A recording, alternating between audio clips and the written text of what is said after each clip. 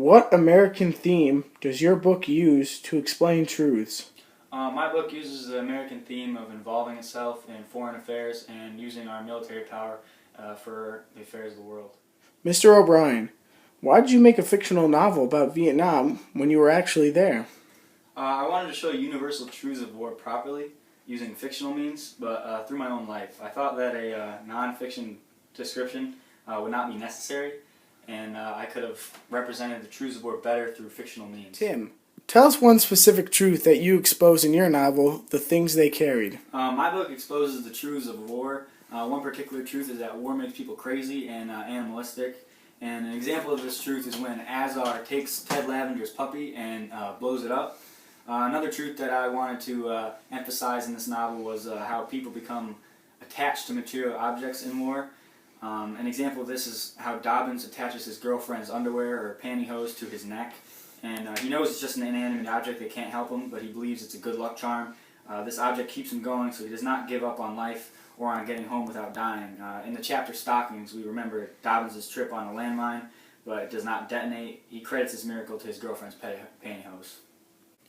Mr. Twain, will you please describe what your era in American history was like? Well, I lived through the end of slavery and right after it was abolished. I have first-hand experience witnessing the oppression and discrimination of African Americans and colored people in America. The political and racial divide was at an all-time high, and the American people were split because of this divide. What American theme do you use in Huckleberry Finn to expose the truth of the world? I use the American theme of the desire for freedom, liberty, equality for all. We have been a country who has been fighting for freedom and have had groups fighting for freedom forever. And we will constantly be trying to become more free and have this nation equal for all men. What specific truth do you expose in your novel? I expose the truth that even in places that seem free and seem perfect, there is always oppression. And that is true in America, especially in the Deep South in my time. In my novel, racism is displayed at many different times. One part of Huckleberry Finn, let me just look at this here. I remember Huck tearing up the letter he was going to send to Mrs. Watson, telling her where Jim is so that he can be retrieved and sold. Huck didn't have a strong parental figure to guide him towards racism, as we all remember his father, Pat. He is rebellious towards authority, and this actually pushed him towards equality and fair treatment. We remember him saying, "And then think of me. It would get all around that Huck Finn had helped a Negro to get his freedom. And if I was ever to see anybody from that town again, I'd be ready to get down and lick his boots for shame." That's just the way a person does the low-down thing, and then he don't want to take no consequences of it. Thinks as long as he can hide, it ain't no disgrace. That was my fix exactly. The more I studied about this, the more my conscience went to grinding me, and the more wicked and low-down and ornery I got to feeling.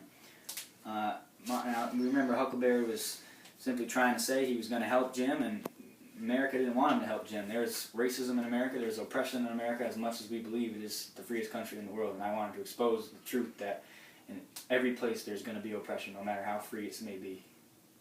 Mr. Williams, what American theme do you use to expose truth in your novel?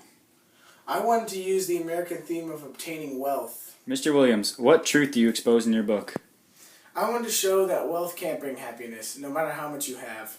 Big Daddy explains this in the final act of the play when talking to Brick. "I'm a rich man, Brick. Yep, I'm a mighty rich man. You know how much I'm worth? Guess, Brick. Guess how much I'm worth. Close to $10 million in cash and blue chip stocks. Outside, mind you, of 28,000 acres of the richest land this side of the Valley Nile. But a man can't buy his life with it. He can't buy back his life with it when his life has been spent. That's one thing not offered in the European fire sale or in the American markets or any markets on earth. A man can't buy his life with it. He can't buy back his life when his life is finished." This was used to show that although Big Daddy is very rich and his fortune is great, that he did not achieve true happiness in his life, and he regrets a lot. Mr. Fitzgerald, please tell me why you chose the 1920s as your setting for The Great Gatsby. The 1920s was an age of wealth and affluence. Many people prospered after World War I in a growing economy. So it would make sense that Nick Carraway would know wealthy people on a personal level, especially Daisy being one of his distant cousins. What American theme do you use to expose truth? I used the theme of the desire of wealth and how wealth dictates success in America. Mr. Fitzgerald, what truth do you expose in The Great Gatsby? I showed that wealth can't buy happiness. This is shown through Jay Gatsby. He He believes that now he is wealthy, he can have Daisy and have the life he's always dreamed of. But he is not able to, and he is murdered because he keeps living in the past.